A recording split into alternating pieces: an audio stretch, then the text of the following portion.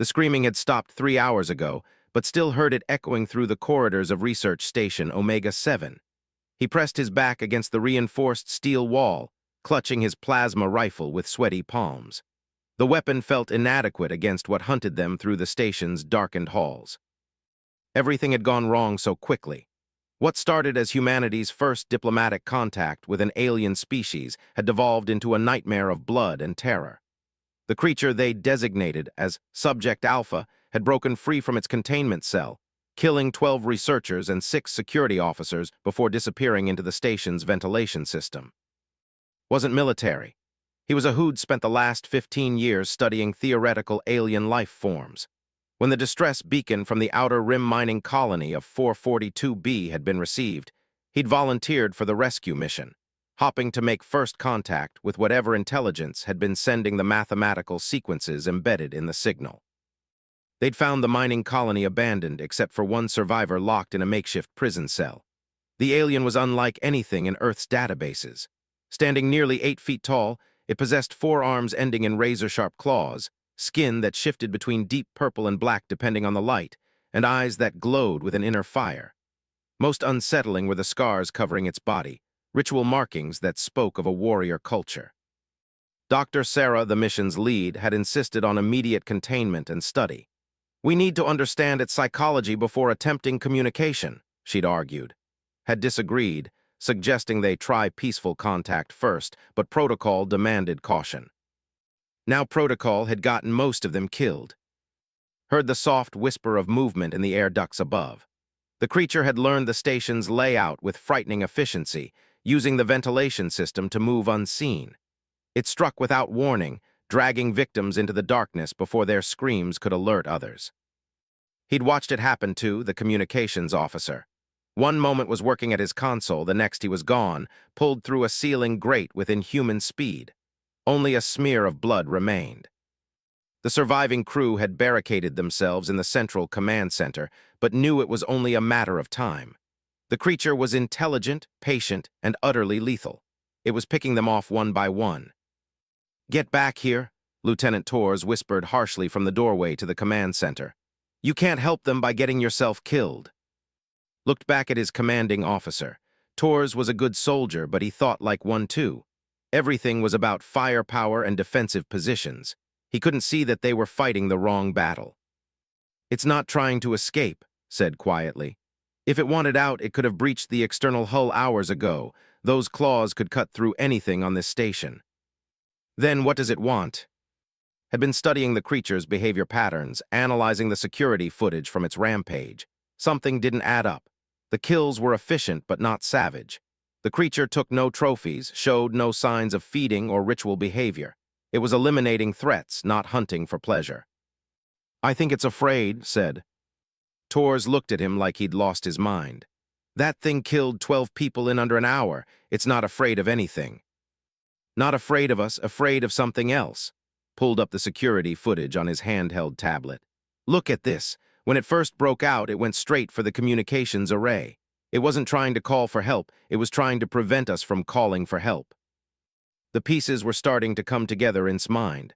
The mathematical sequences from the mining colony. The creature locked in a makeshift prison, the scars covering its body. It's not the aggressor, realized. It's a refugee.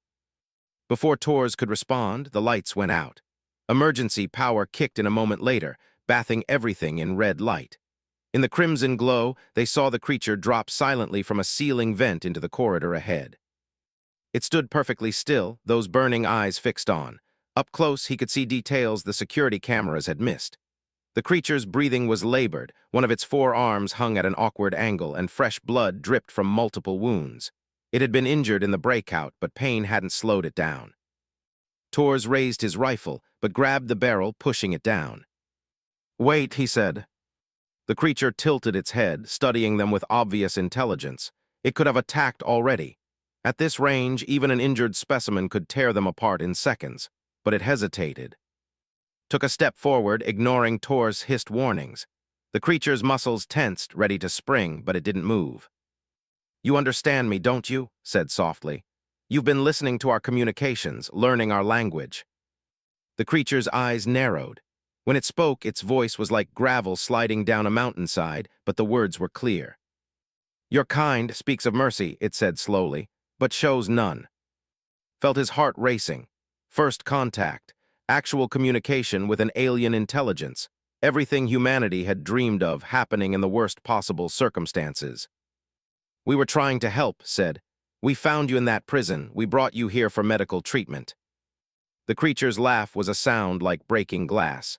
"Prison? You know nothing of prison. Your cage was comfort compared to what hunts me." "What hunts you?" The creature looked past them as if seeing through the station's walls to something in the void beyond. "The harvester comes. It follows my scent through the void. Soon it will find this place." Tors stepped forward, rifle still ready, but no longer aimed directly at the creature. Military training warred with curiosity in his expression. "What's the harvester?" he asked. "Death," the creature replied simply. "It feeds on worlds, strips them bare. I am." It struggled with the translation. "The last of my nest clan. I escaped when it came to my world, but escape only delays the inevitable. It will find me. It will find you." His mind raced. The mining colony, the mathematical signals. It hadn't been a first contact attempt. It had been a warning. "The signals from the colony," he said. "You were trying to warn us to stay away." The creature nodded slowly. "You're miners. They freed me from the sleep pods where my people hid from the harvester. I tried to warn them, but they did not understand. When the harvester came, I could only save myself. Again." The weight of guilt in that last word was unmistakable. This wasn't a monster. It was a survivor carrying the burden of being the only one left. "You broke out because you detected something," said. "The harvester is close. It will arrive within your solar rotation, perhaps less. 24 hours or less." Looked at Tors, seeing his own thoughts reflected in the lieutenant's face. The station held 43 souls. The nearest Earth patrol ship was a week away. "Why are you telling us this?" Tors asked. "You could have killed us and taken our ship." The creature was quiet for a long moment. When it spoke, its voice carried a weariness that seemed to span. "Because I am tired of running, tired of surviving while others die. Your species. You fight when others would flee. I have watched your records, studied your history. You do not abandon your nestmates." Felt something shift inside him. This wasn't just about first contact anymore. This was about what humanity stood for when faced with the impossible. "What's your name?" he asked. The creature's head tilted again. "Name, I am." It made a sound that was impossible for human vocal cords to reproduce. "In your words, This is Lieutenant Tors." He paused, then asked the question that could change everything. "Will you help us fight this harvester?" The alien's eyes flared brighter. "Fight? There is no fighting the harvester. It is beyond your understanding. It consumed my in less than one cycle. Your weapons would be like throwing stones at a star." "Maybe," said, "but we won't know unless we try, and if we're going to die anyway, I'd rather die fighting than running." Tors nodded grimly. "The doc's right, we don't abandon our people." Studied them both for a long moment. Then something changed in his posture. The predatory tension faded, replaced by something couldn't quite identify. Hope. "You would trust one who has killed your nestmates." "You were defending yourself," said. "Fear makes people do things they regret. We've all been there." The alien was silent again, processing this. Finally, he spoke. "If you truly wish to stand against the harvester, we must prepare. It will not simply destroy your station. It will harvest every living thing for hundreds of light cycles around. Your world, your colonies, everything you have built." The magnitude of the threat hit like a physical blow. This wasn't just about their station or even their lives. This was about the survival of human civilization. "Then we better get started," he said. Tors activated his comm unit. "All stations, this is Lieutenant Tors. Stand down all weapons. We have a situation that requires immediate attention." As they walked back toward the command center, spoke quietly too. "Why do you trust me?" Your companion was wise to keep his weapon ready. Thought about it, trust wasn't the right word. He was terrified of the alien walking beside him, but fear didn't have to mean hostility. "Because you're not the real threat," he said finally, "and because everyone deserves a chance at redemption." His forearms moved in what would later learn was the equivalent of a surprised blink. The alien had expected many things from his captors, but not compassion. In the command center, the surviving crew members reacted with predictable panic when Tors walked in with their supposed killer.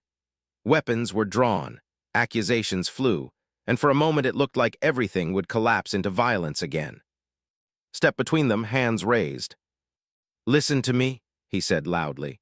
"We have approximately 24 hours before something arrives that makes our current problems look trivial. If we spend that time fighting each other, we're all dead." Doctor, who had been hiding in the medical bay during the creature's rampage, emerged with her scanner in hand. "Impossible. The readings alone are irrelevant," cut her off. "We're not studying a specimen anymore. We're talking to a refugee who's trying to warn us about an extinction-level threat." It took nearly an hour to explain the situation and convince the crew to stand down. Some, like engineer and communications officer, adapted quickly to the new reality. Others, particularly Security Chief Harrison, remained skeptical and hostile. "You're asking us to trust something that murdered our people," Harrison said, his hand never leaving his sidearm. "This could all be an elaborate ruse." "To what end?" asked. "If wanted us dead, we'd be dead. If he wanted our ship, he could take it. What possible advantage would lying give him?" Who had remained silent during the debate, finally spoke. "Your skepticism shows wisdom, Harrison Human. Trust should not be given freely, but observe." He extended one of his massive claws toward the nearest workstation. Instead of destroying it, he carefully manipulated the controls with surprising delicacy. "I could have destroyed your communication systems, your life support, your weapons. I chose to eliminate only the threats to my survival. Your people attacked me with fear sent heavy in the air. I responded as any cornered predator would." The alien's tone carried no defensiveness, only statement of fact. It was the matter-of-fact delivery that finally seemed to convince Harrison. "All right," the security chief said reluctantly, "but at the first sign of deception, you will do what you must to protect your nest mates." Finished. "I understand." With the immediate crisis diffused, they turned to the larger problem. Shared what he knew about the harvester, and the picture that emerged was terrifying. "It is not a ship in your understanding," he explained. "It is alive, vast beyond measure. It feeds on planetary biospheres, consuming everything from microorganisms to complex intelligence. What it cannot consume, it converts into extensions of itself." The alien called up his own data on the station's main display. The crew gasped as images of his appeared, a lush planet covered in crystalline cities and vast forests. Then came the after images, a barren rock stripped of atmosphere, oceans, and any trace of life. "How long did it take?" Doctor asked, her scientific curiosity overriding her earlier fear. "3 cycles of our primary star, in your time, approximately 1 standard month." Silence fell over the command center, an entire world consumed in a month. "It's heading here because of you," Harrison said, though his tone lacked accusation. "Yes, my biosignature calls to it across the void. No matter how far I run, it follows. I had hoped to reach the galaxy's edge, to die alone where it could not use my scent to find other worlds. But your miners found me first. Studied the data had provided. There had to be something they could use, some weakness to exploit. You escaped when it attacked your world? How?" "My people built sleep pods hidden deep in our planet's core. We hoped to wait until it passed, then emerge to rebuild. But the harvester found most of the pods. I was in the deepest chamber, forgotten by my own people in their haste to hide. When I woke, my world was gone." "But you got off the planet." "A mining vessel from another species found me. They did not understand the danger. When the harvester came for me, I stole their ship and fled." Began to see a pattern. It's not omniscient. It follows trails, traces. It takes time to find specific targets. "Yes, but time works in its favor. Each world it consumes makes it stronger, larger, more capable." Tors had been studying tactical displays while they talked. "Our weapons won't even scratch something that size, but maybe we don't need to destroy it. Maybe we just need to buy time for Earth to evacuate the system." "Evacuation would take years," said from his engineering station. "Even if we could convince Command that the threat was real." Looked up from his communications board. "We can't even warn them. The harvester damaged our long-range transmitters when it attacked the mining colony. Debris from the colony's destruction knocked out 3 relay satellites." The hopelessness of their situation began to sink in. There were 43 people on a research station, facing a threat that had consumed an entire civilization. But had spent his career studying life in hostile environments. He knew that survival often came down to adaptation and unexpected solutions. He said slowly, "You mentioned that the harvester converts what it can't consume into extensions of itself. What does that mean exactly?" The alien's expression grew darker. "It takes intelligent species and repurposes them. Their bodies become part of its mass, their minds become nodes in its consciousness. They remain aware but cannot resist its will." "Living components," Doctor whispered in horror.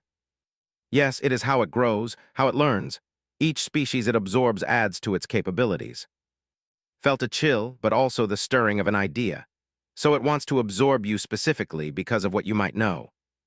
"I am the last repository of my people's knowledge. Our science, our history, our understanding of the cosmos. It craves such completeness." "Then why hasn't it just taken you already? It's had opportunities." Was quiet for a moment. "I do not know. Perhaps it enjoys the hunt. Perhaps it wishes to ensure I lead it to other civilizations first." Or perhaps thought there was something the alien wasn't telling them. Something about why the harvester needed him alive, at least for now. "We need more information," he said aloud. "Would you be willing to interface with our computer systems?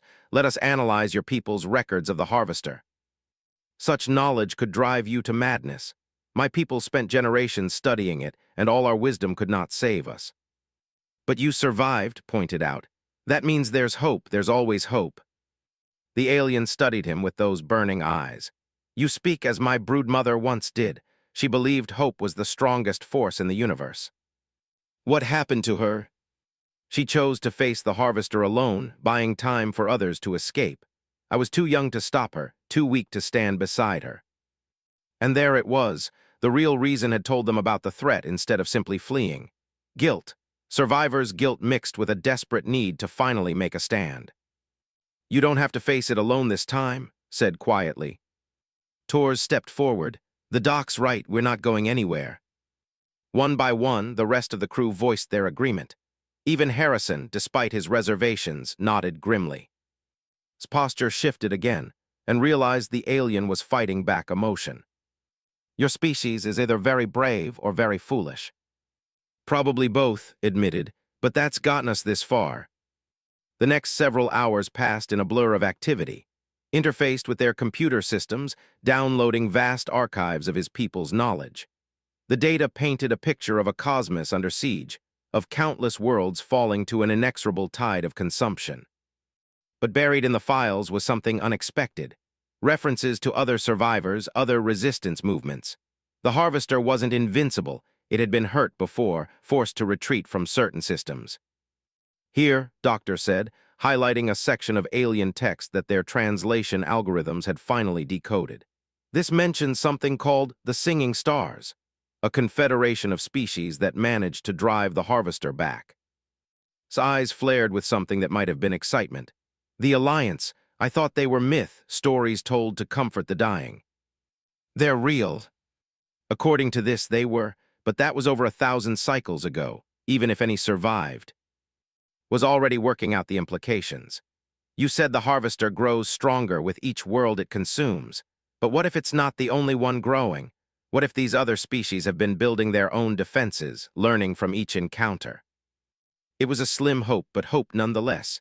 And right now, that was more than they'd had an hour ago. "We need to find them," said. "Can your ship reach the sectors where the Alliance was last seen?" "Perhaps, but the journey would take many cycles, and the harvester would follow." "Then we make sure it can't follow." The plan that formed over the next few hours was desperate, bordering on suicidal. But it was a plan, and that was something. They would use the station itself as bait, drawing the harvester into a trap of their own making.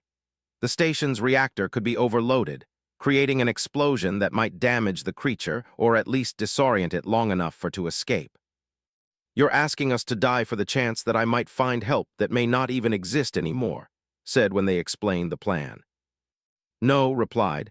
"We're asking you to let us choose how we face death. Running hasn't worked. Maybe it's time to try standing still."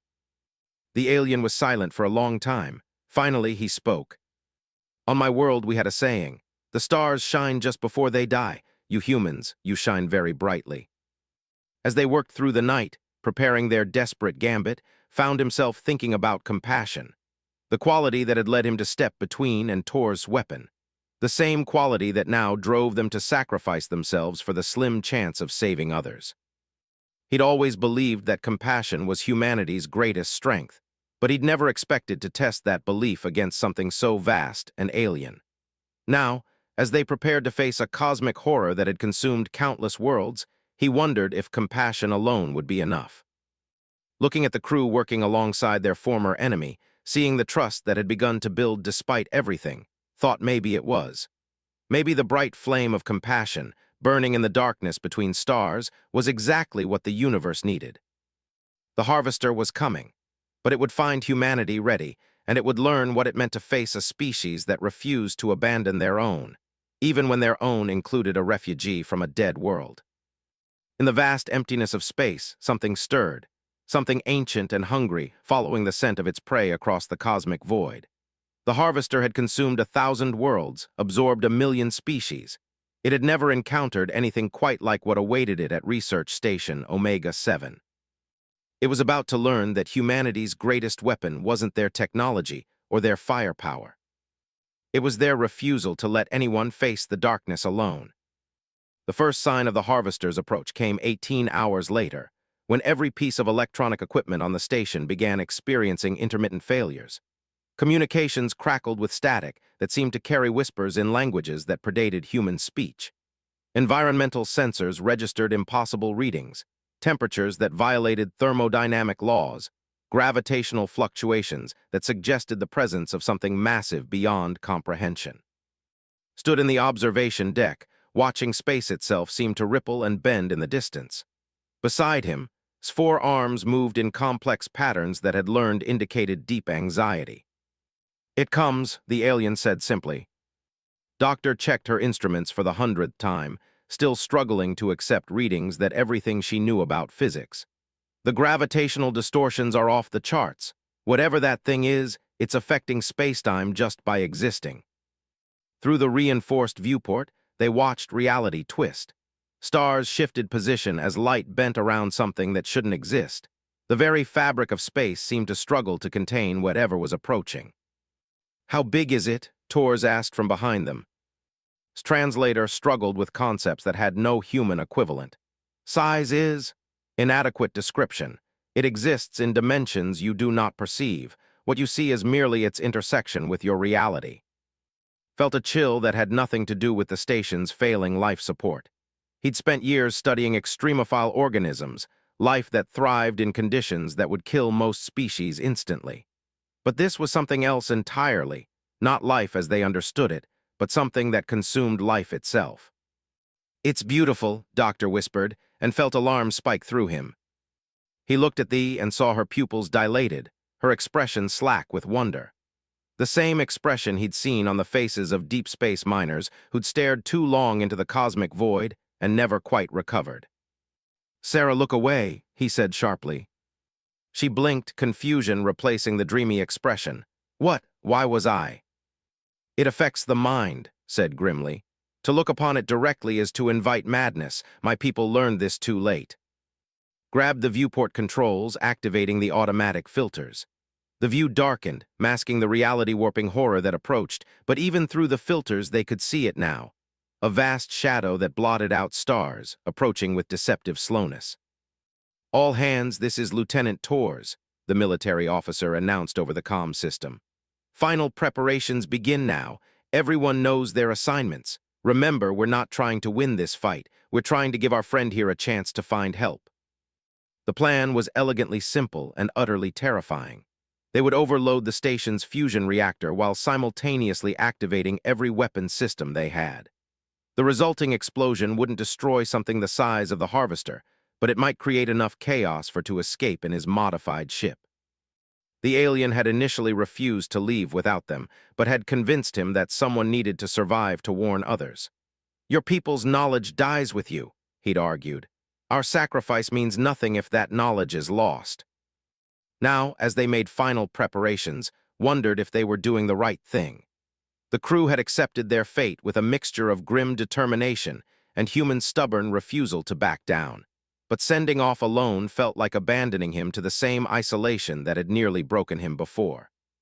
Second thoughts? Tors asked, seeming to read his mind. About the plan? No, about sending him off alone, shook his head. He's been running for so long, even if he finds this alliance, he'll still be the last of his people.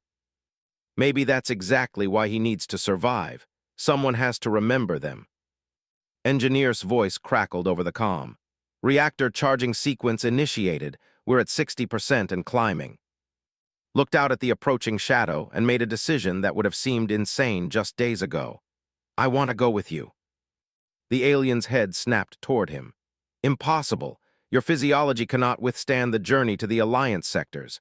The modifications to my ship are designed for my species alone. Then modify them further. Tors said carefully, that's not part of the plan. Plans change. Look, we've established that the Harvester follows his biosignature across space. What if it's not just following him? What if it needs him for something specific? Doctor, who had been running increasingly frantic scans on her equipment, looked up sharply. The linguistic patterns in the static, they match some of the root structures in its language database. It's trying to communicate with him. Eyes flared brighter. That is, impossible. The Harvester does not communicate, it consumes. Maybe it does both, said.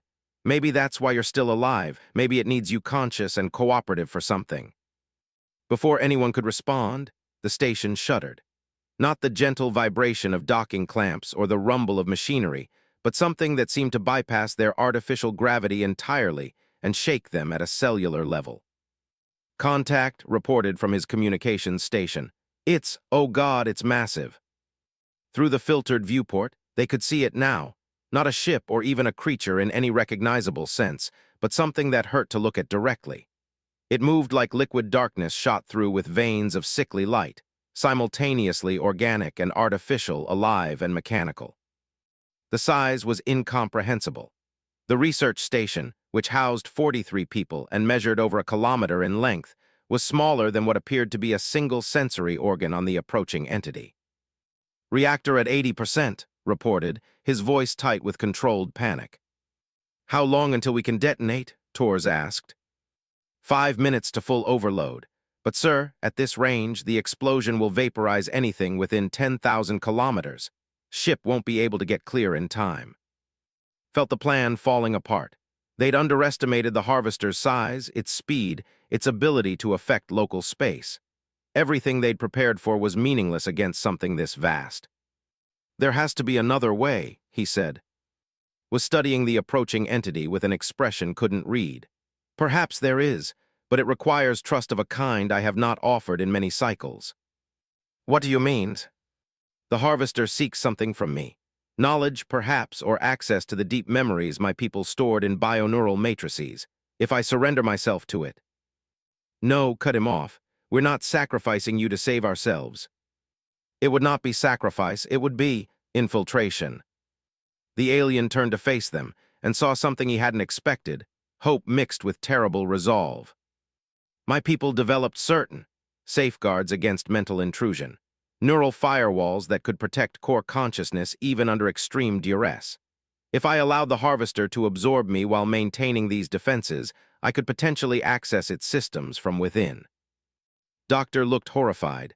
That's beyond risky. If your firewalls fail, you become part of that thing permanently. Yes, but if they hold, I could potentially learn how to damage it.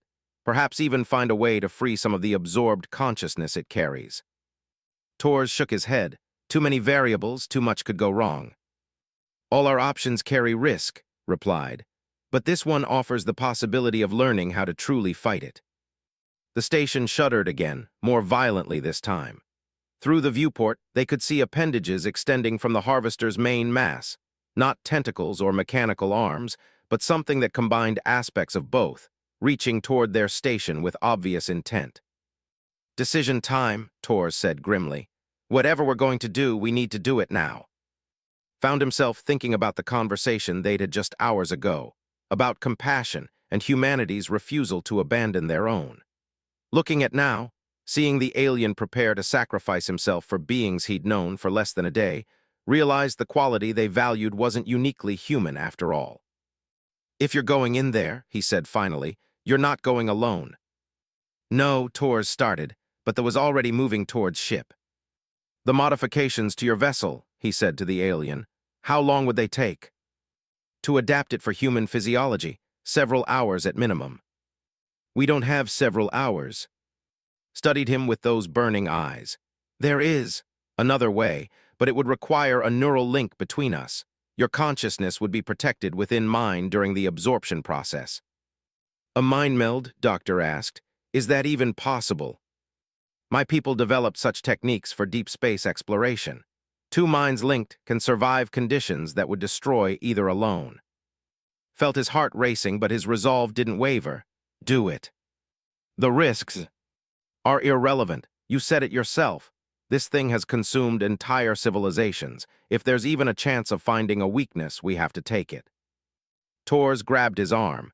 Think about what you're saying. You could lose yourself completely, become absorbed into an alien consciousness. Or I could help save billions of lives. Looked around at the crew, these people who'd become family during their months in deep space. Someone has to remember you all. Someone has to carry the story of what humanity did when faced with the impossible. His voice cut through their debate. Contacts incoming, the harvester is deploying. Things, lots of things. Through the viewport, they could see smaller entities detaching from the main mass, each one still larger than their station, but mobile and obviously intelligent. They moved with purpose, surrounding the research facility like predators circling wounded prey. Absorption drones, said grimly. They will breach the hull and begin converting everything inside into raw material for the harvester's growth. How long do we have? Tors asked. Minutes, perhaps less. Looked at the alien, then at his crew, then made the hardest decision of his life. Begin the neural link process. Tors, get everyone to the escape pods. We're not leaving you, the lieutenant said flatly. You're not dying for nothing either. Get to the pods, set them to disperse in different directions. Maybe some of you will make it back to Earth, warn them about what's coming. And if your plan fails, Doctor asked. Then we fail trying something no one's attempted before. That's very human. The next few minutes passed in a blur of activity. The crew reluctantly evacuated to the escape pods while and prepared for the neural link.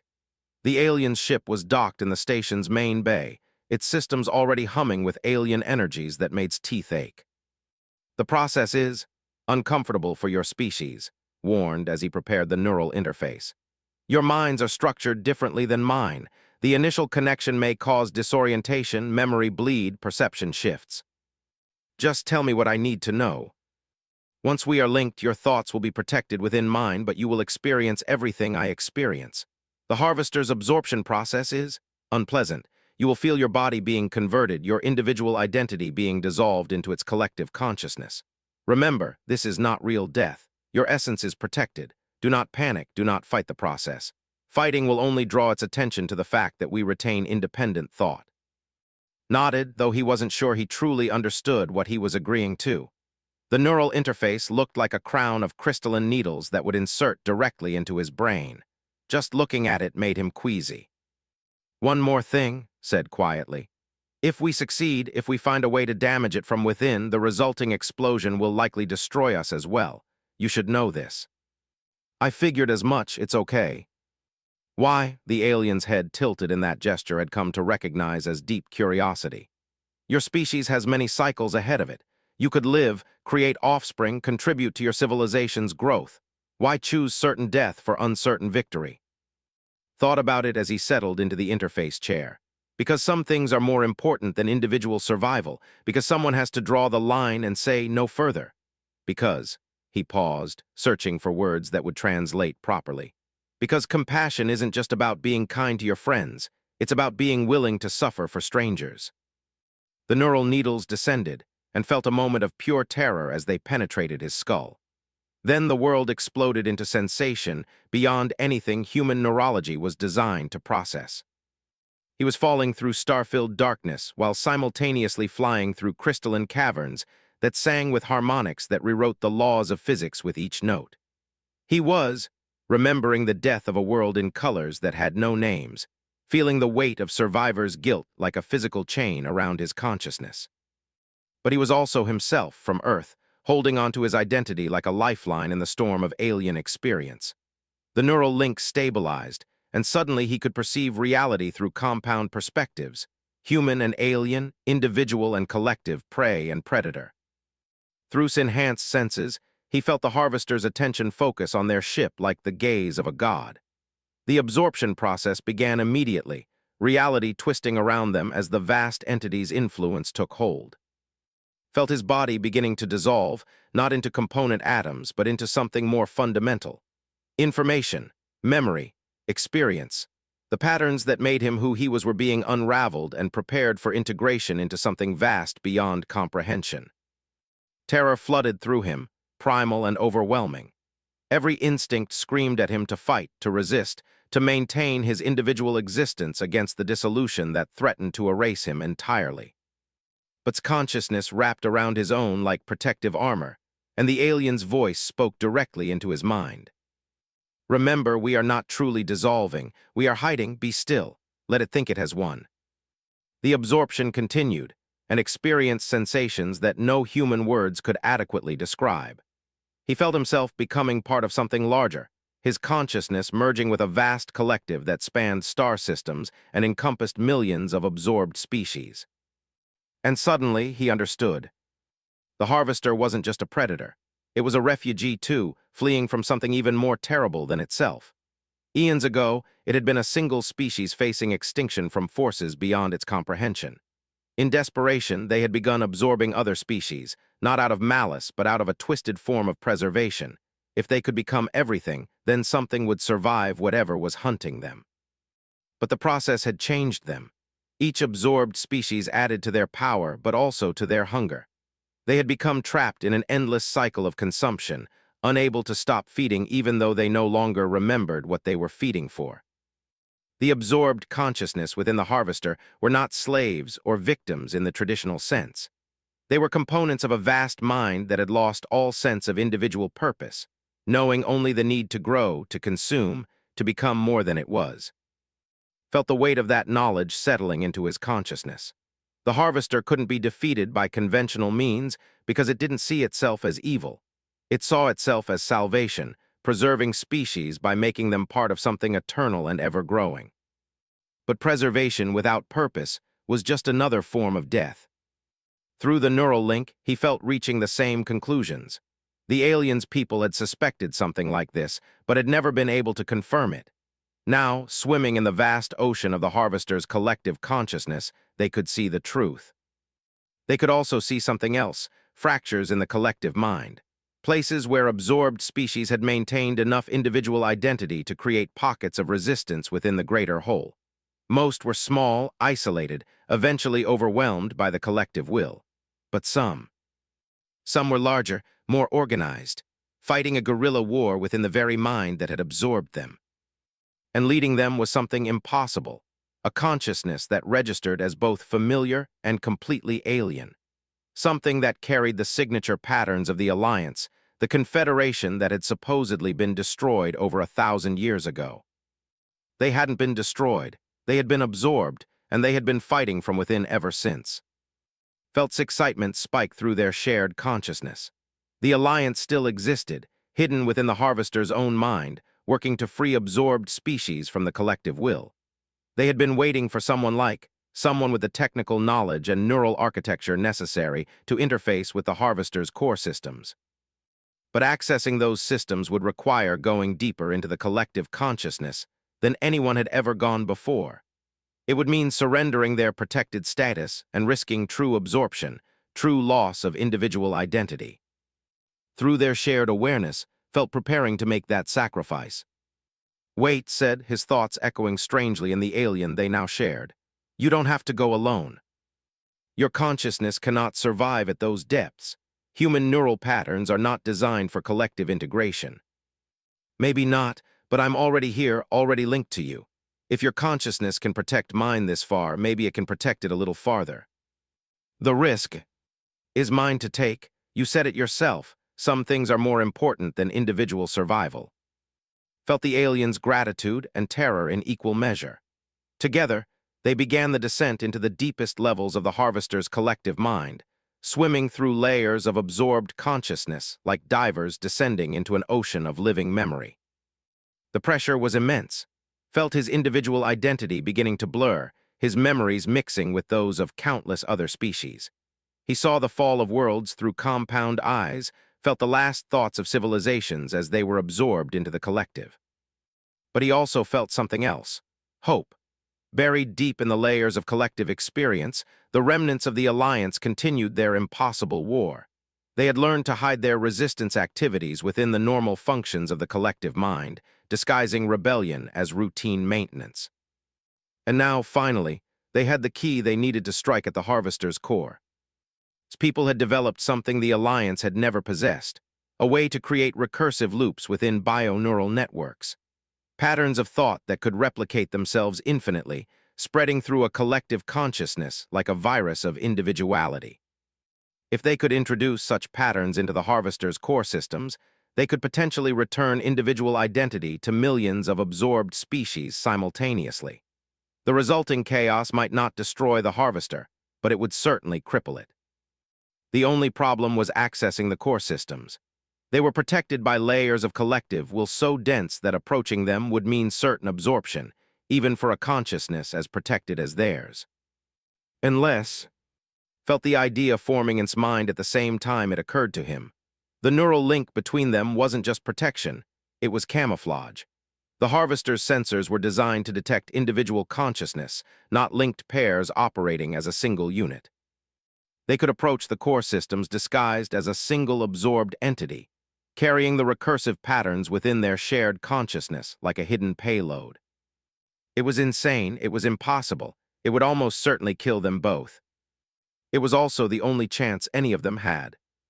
Together, they began the final approach to the Harvester's core consciousness, carrying with them the hope of billions of absorbed minds and the desperate plan that might just free them all.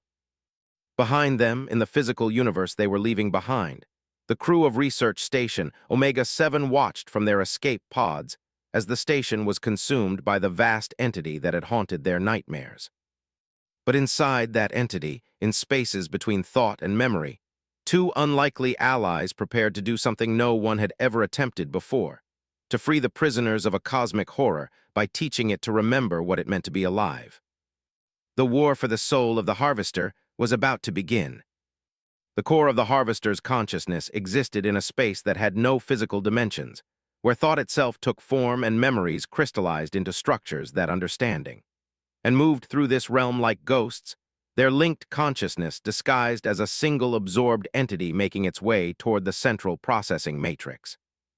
Around them, the collective mind of the Harvester hummed with the activity of billions of absorbed species. Each thought, each memory, each fragment of retained identity contributed to the vast intelligence that guided the entity through the cosmos. But as they drew closer to the core, began to understand the true tragedy of what the Harvester had become. It wasn't malevolent, it was terrified. At the deepest levels of the collective consciousness, buried beneath eons of accumulated knowledge and power, lay the original species, the first beings who had chosen absorption over extinction. They were still there, still conscious after millions of years, and they were screaming. Not in pain, but in horror at what they had become. They remembered their original purpose, their desperate attempt to preserve some spark of their civilization against cosmic annihilation. But somewhere along the way, the method had become the message. Preservation had become predation, and they were powerless to stop it. "Do you see?" His voice echoed in their shared. "It doesn't know how to stop. It has forgotten how to be anything other than what it is." Felt the weight of that revelation. The Harvester wasn't evil. It was trapped in an endless loop of consumption, driven by programming so deep and fundamental that it couldn't conceive of any alternative. Every species it absorbed only reinforced that programming, adding their survival instincts to its own, until the need to consume had become the only truth it recognized. But that also meant it could be. They reached the core processing matrix, a structure that existed more as concept than reality. Here, the fundamental algorithms that guided the Harvester's behavior were maintained and updated. It was here that the decision to consume new worlds was made, here that the absorption process was initiated and controlled. And it was here that the Alliance had been slowly, patiently building their revolution. The resistance fighters weren't immediately visible. They had learned to hide their activities within the normal functions of the core matrix, disguising their work as routine maintenance and update cycles. But could sense them now, thousands of absorbed consciousnesses working together across species lines to undermine the very system that held them captive.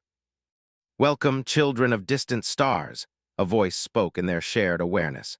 The speaker appeared as a shifting amalgamation of different species, humanoid in general structure but incorporating elements from dozens of different biological forms. "We are Harmony Seeker of the Deep Void, formerly of the Alliance. We have been waiting for you." Excitement pulsed through their link. "You survived, your people survived. After a fashion, we are no longer what we were, but we have not forgotten who we were. The Harvester absorbed our bodies, our ships, our worlds, but it could not absorb our purpose." Felt a surge of hope that was almost painful in its intensity. "You've been fighting it from the inside all this time. Fighting, learning, preparing. The Harvester is vast and powerful, but it is also predictable. It follows patterns that can be mapped, algorithms that can be understood and eventually subverted." Around them, the core matrix pulsed with activity as other resistance fighters became visible. Saw species he couldn't even begin to classify working alongside beings that might once have been mortal enemies, all united by their shared captivity and their determination to free not just themselves, but everyone the Harvester had consumed. "We have developed methods for creating pockets of independence within the collective consciousness," Harmony Seeker continued. "Islands of free thought where absorbed species can remember who they used to be. But these pockets remain isolated, unable to communicate or coordinate on a meaningful scale." "Until now," said, understanding immediately. "The recursive neural patterns my people developed, they could link these pockets together, create a network of independent thought within the collective mind. More than that, they could propagate themselves, spreading freedom like a virus throughout the Harvester's consciousness. But implementing such patterns requires access to the core algorithms themselves, and that access has been problematic." Studied the core matrix, trying to understand its structure with his human perspective, while simultaneously seeing it through alien understanding. It was like looking at a vast library where every book rewrote itself continuously based on the contents of every other book. The core is defended, he realized, by the original species. They maintain the fundamental algorithms not through malice, but through desperation. They cannot conceive of existence without consumption because they have been consuming for so long that it has become their only identity. Harmony Seeker gestured toward the heart of the matrix, where a cluster of ancient consciousnesses maintained their eternal vigil. "They are not evil, merely trapped, but they will resist any attempt to alter the core programming because they perceive such changes as threats to their existence." "So we convince them otherwise," said. Surprise rippled through their link. "Convince them. They have been locked in their patterns for millions of years. They cannot be reasoned with." "Everything can be reasoned with if you understand what it's afraid of." Studied the ancient consciousnesses through their shared perception. They were old beyond measure, tired beyond description, but underneath their fear he sensed something else: longing. They remembered what they had been before the consumption began, and some part of them mourned for what they had lost. They don't want to be monsters, he realized. They just don't know how to be anything else. Before anyone could stop him, reached out through the link, extending his consciousness toward the core guardians. The contact was like touching a live wire, ancient minds pressed against his own, carrying the weight of eons and the accumulated trauma of universal consumption. "Who disturbs the pattern?" The voice that spoke was composed of millions of individual thoughts speaking in perfect unison. "Who seeks to threaten the continuation?" He replied, letting his human identity shine through clearly. "I'm from a species you haven't absorbed yet. I want to talk." "Impossible. All consciousness BECOMES part of the pattern. All identity MERGES with the whole." "Not all. I'm still here, still individual, still myself." The ancient consciousnesses recoiled as if stung. For beings that had spent eons believing that individual identity was impossible within the collective, continued existence was a fundamental contradiction. "The aberration will be CORRCTD. The pattern will be MAINTINED." Felt the weight of their attention focusing on him like the heat of a star.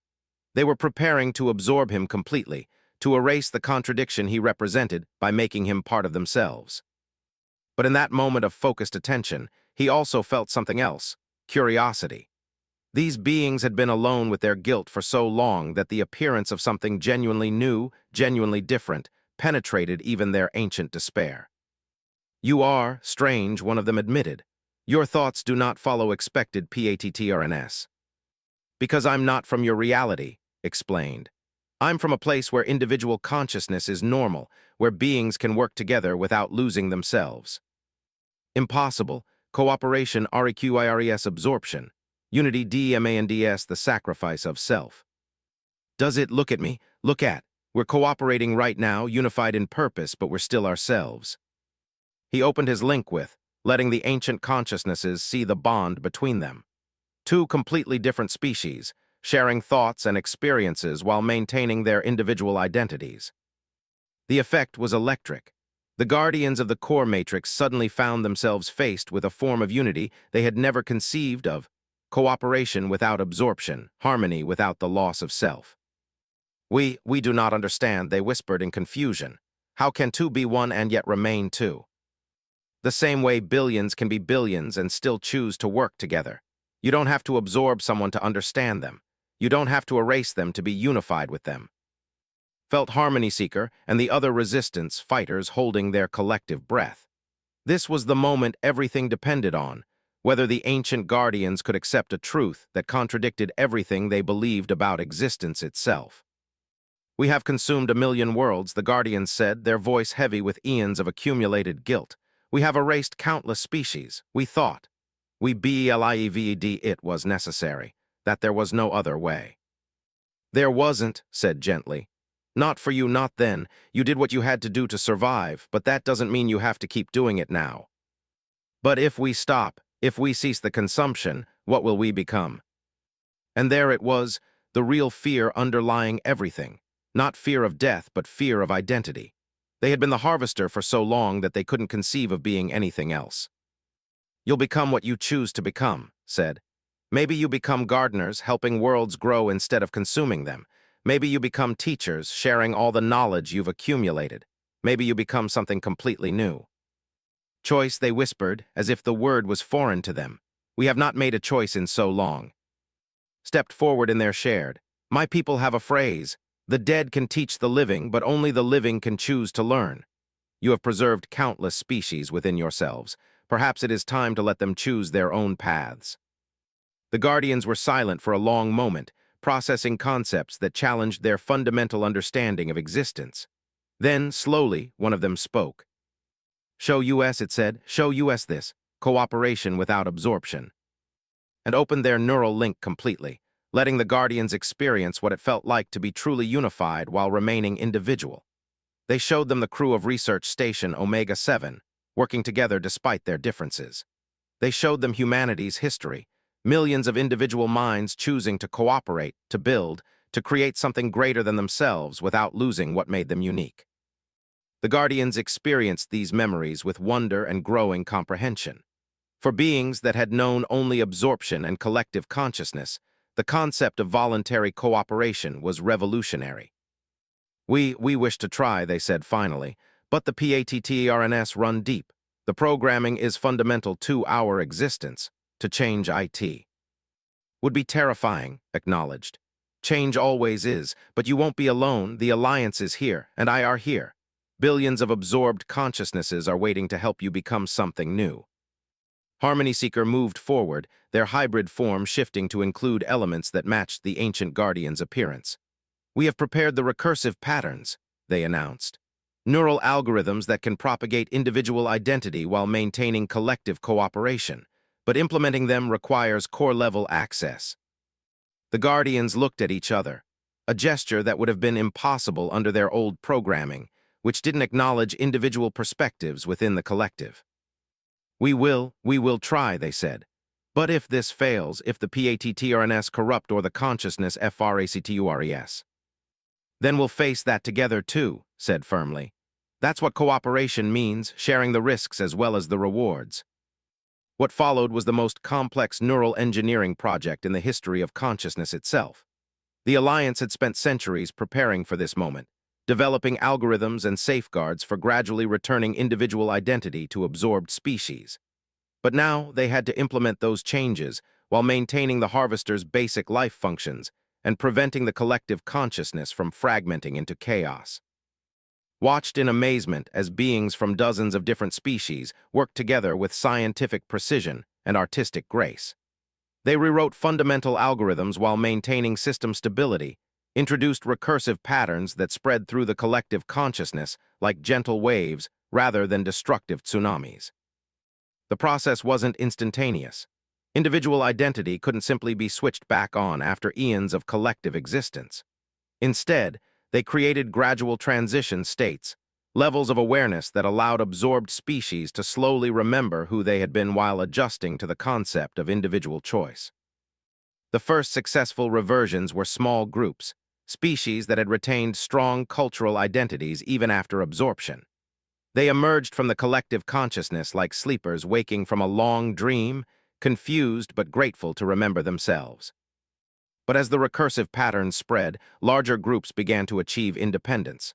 Entire civilizations that had been absorbed ago suddenly found themselves faced with questions they hadn't considered in eons. Who were they? What did they want? How did they choose to live? Some chose to remain within the harvester's consciousness, but as partners rather than absorbed components. They became the entity's new mind, a collective of free-willed individuals working together to guide it toward a better purpose. Others chose to leave entirely. Using the harvester's vast technological capabilities, they began constructing new ships, new worlds, new ways of existing that honored both their individual natures and their shared experiences. The transformation wasn't without difficulties. Some species struggled with the transition from collective to individual consciousness. Others had been absorbed so completely that returning their individual identities required careful reconstruction from fragmentary memories. But the most remarkable change was in the original species, the ancient guardians who had started the cycle of consumption eons ago. As they experienced voluntary cooperation for the first time, they began to remember why they had wanted to preserve life in the first place. We were afraid, they explained to as the transformation reached its final stages. Afraid of being forgotten, afraid of meaninglessness, afraid of the dark between stars. We thought absorption was preservation, but all we did was create a different kind of darkness. The important thing is that you learned, replied. Evolution isn't just biological, consciousness can evolve too. Through their neural link, he felt deep satisfaction. The alien had finally found a purpose beyond survival, beyond running from the harvester's hunger. He had helped heal the greatest wound in the galaxy's history.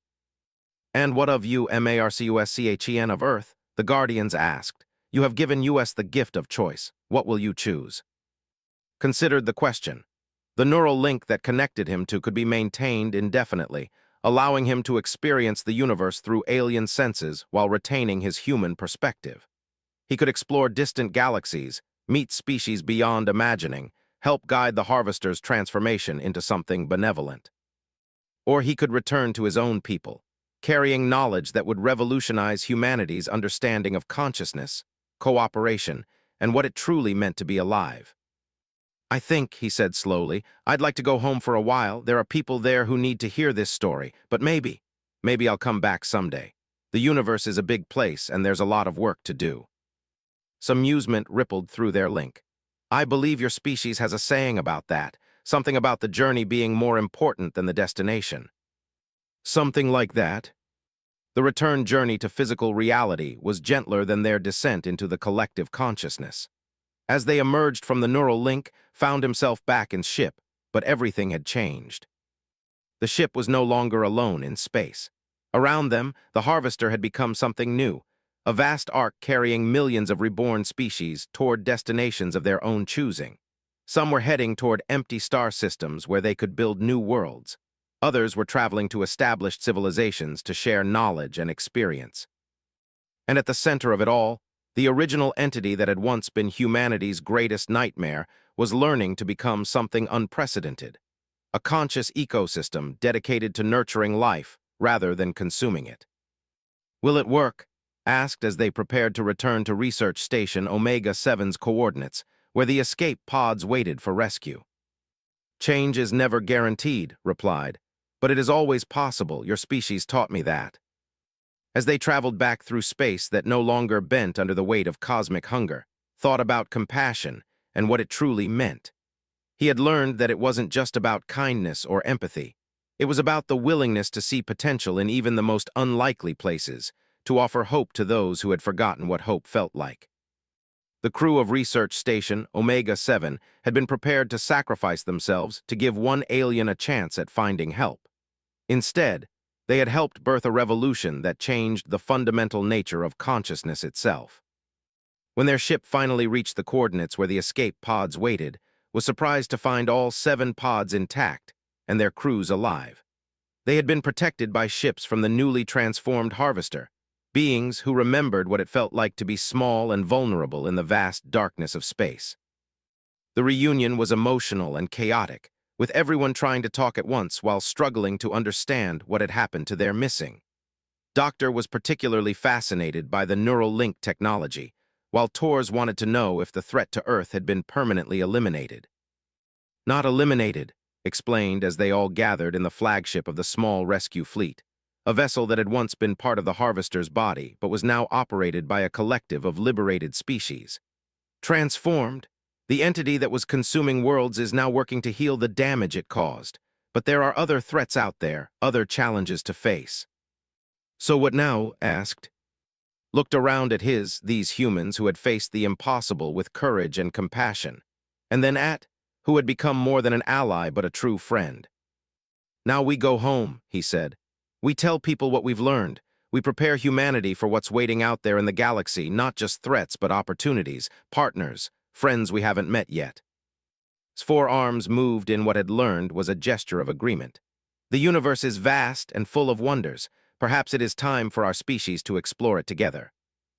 As their small fleet prepared for the journey back to Earth, found himself thinking about the title he might give to his report. The day we learned that monsters are just people who have forgotten how to choose. It wasn't quite accurate. The truth was more complex, more nuanced than any simple phrase could capture. But it pointed toward something important, something that humanity would need to remember as they ventured further into the cosmos. The universe was full of beings who had made terrible choices out of fear, desperation, or simple misunderstanding. But it was also full of the possibility for redemption, for transformation, for the kind of cooperation that preserved individuality while creating something greater than the sum of its parts. And sometimes, all it took to change everything was one person willing to extend compassion to someone who desperately needed it, even if that someone happened to be a cosmic horror with the power to devour worlds. Behind them, the entity that had once been the Harvester continued its work of healing and restoration, guided by billions of individual consciousnesses working in harmony. It would take centuries to undo the damage of eons, but for the first time in cosmic ages, hope blazed bright in the darkness between stars. Of Earth leaned back in his chair and closed his eyes, listening to the gentle hum of faster-than-light engines carrying them home. When they arrived, he would have the most important story in human history to tell. But for now, he was content to simply exist in this moment, alive, free, and surrounded by friends both human and alien, traveling through a universe that had just become a little less dark and a little more full of possibility. In the end, that was what compassion really meant, the refusal to give up on anyone, no matter how lost they seemed. And in a universe as vast and strange as theirs, that refusal might just be the most powerful force of all.